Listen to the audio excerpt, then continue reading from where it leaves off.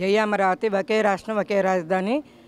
ఈరోజు కళ్ళ పండగ రోజండి. నిజంగా ప్రజలకి మంచి విషయం అండి. నిజంగా మరి ప్రభుత్వాలు మారినప్పుడల్లా రాజధానులు మారుతాయని ఎక్కడా లేదండి ప్రపంచంలో. మరి అట్లాంటి జగన్మోహన్ రెడ్డి అట్లాంటి భయభ్రాంతులు చేశాడు ప్రజల్ని. ఎవరండి ప్రజల్ని మోసం చేసింది 5 సంవత్సరాలు? ఇంకా సిగ్గు లేకుండా మాట్లాడుతున్నారు. 11 సీట్లు ఇచ్చినా కూడా ప్రజలు ఇంకా ప్రజలకు అండగా ఉండేవాళ్ళు. మీరు ఇక్కడ జరిగే అన్యాయం గురించి మాట్లాడవచ్చు. ఏమైనా జరుగుతుండే ఇక్కడ ఎంత మా ఎస్టీలు మా బీసీలు మా వాళ్ళు అని అంటారండి. ఒక్క రోజన్నా మీ ఉద్యమంలో బాగా పాల్గొన్నారండి? 500 రూపాయలు బిర్యానీ ప్యాకెట్ ఇస్తామన్నా ఇవాళ మరి రైతుల పక్కనే వాళ్ళు ఉన్నారండి. మా రైతులు బజాట్లో కూర్చున్నారు. మా రైతులు బయటికి రాలేదు ఏనాడు. మరి వాళ్ళ పొలాలు రాష్ట్రం కోసం ఇచ్చారు. వాళ్ళకి అండగానే మేము ఉంటాం.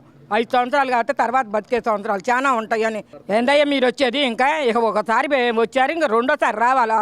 మీరు తల్లకిందులైనా కూడా ఇక రారు.